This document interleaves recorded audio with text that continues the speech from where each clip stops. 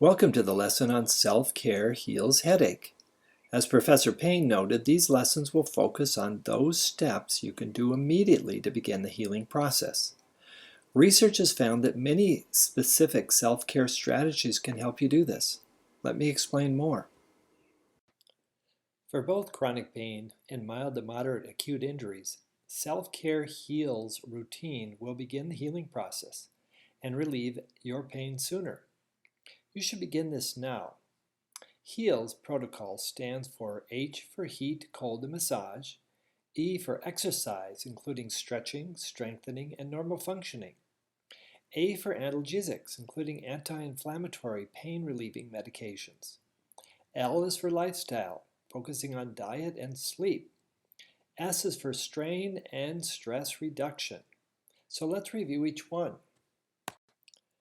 First, H is for heat, cold, and massage. This encourages relief and healing of the muscles and joints. With heat packs, use moist heat, put it in a microwave, not too hot, and then just apply it directly to your face. You could also use cold packs. This reduces swelling and does provide counter-stimulation also. Or you can just alternate heating and colding. Whatever feels best is good for you. Then also practice gentle relaxation massage by placing your hands on your fingers and just press down against the jaw to relax the muscles. In addition to a gentle relaxation massage, you should do a deep muscle massage within the trigger points. The trigger points are tender points within a knot of muscle that are sore. You can use your thumb or finger or even a knobbel, as shown here in the picture, to press on the knot. Rub this point firmly for a few minutes for a deep massage. This desensitizes the muscle and helps break up the trigger point. And then gently stretch the muscle also. E is for exercise. Exercise can include stretching, improve strengthening, and function. Stretching the neck can help both headaches as well as neck pain. It improves range of motion, normal movement, and posture of the neck. Now in this exercise, turn your head to one side and point your chin to that shoulder. Use the opposite hand to gently pull down on the head to stretch your neck. You'll feel the tightness behind your head and down into your neck and shoulders. Count to 10, then rest, and repeat this 6 times. And then do this throughout the day, 3, 4, 5 times. And it will gradually reduce headaches that come from the neck as well as neck pain. Now, E is for exercise. Exercise will improve range of motion, normal movement and functioning, as well as improve relaxation and posture of the jaw. There are 3 types of exercise: stretching, strengthening, and normal functioning. Stretching increases your range of motion to normal by gently stretching from 2 fingers to 2 knuckles to 3 fingers between the teeth. Push it to the point of pain and not beyond. And practice this for a count to 10 and do it 4 or 5 times a day. Strengthening will also improve function of the jaw. Push the jaw on each side with your finger without moving the jaw, and also push it back by pressing on your chin. And then normal functioning of the jaw. In this exercise, open and close the jaw slightly and repeatedly without noise or clicking. Keep the tongue up if you can, and just repeat this 10 times, and again, multiple times throughout the day. A is for analgesics. The best analgesics to use for musculoskeletal pain is anti-inflammatories, or NSAIDs. They can reduce pain and inflammation quite effectively.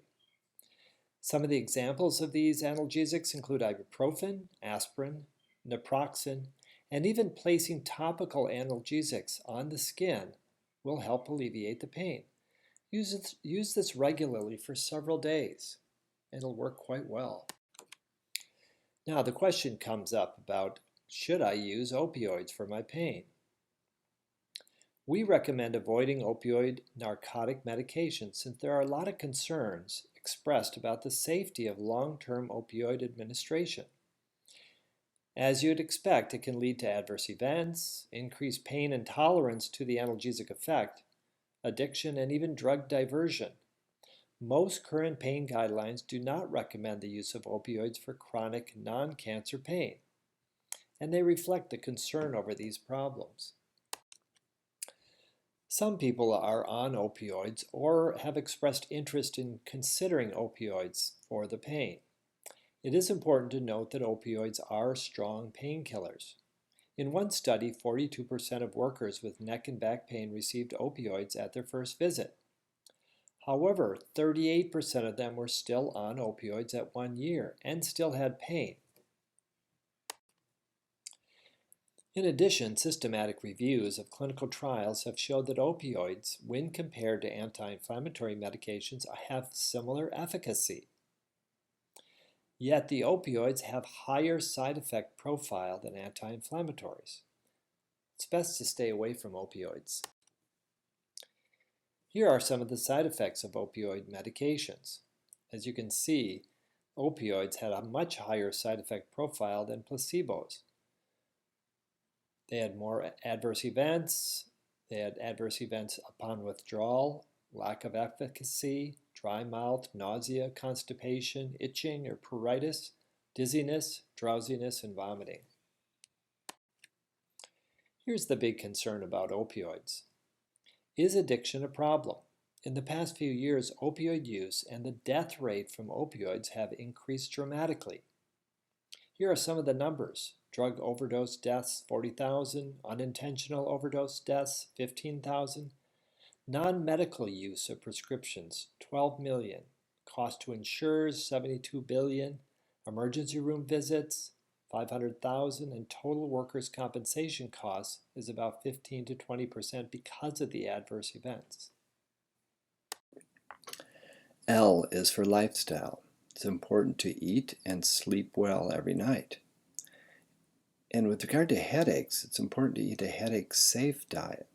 This includes lots of water, non-citrus fruits and vegetables, fish, poultry, legumes for protein, brown rice and aged bread.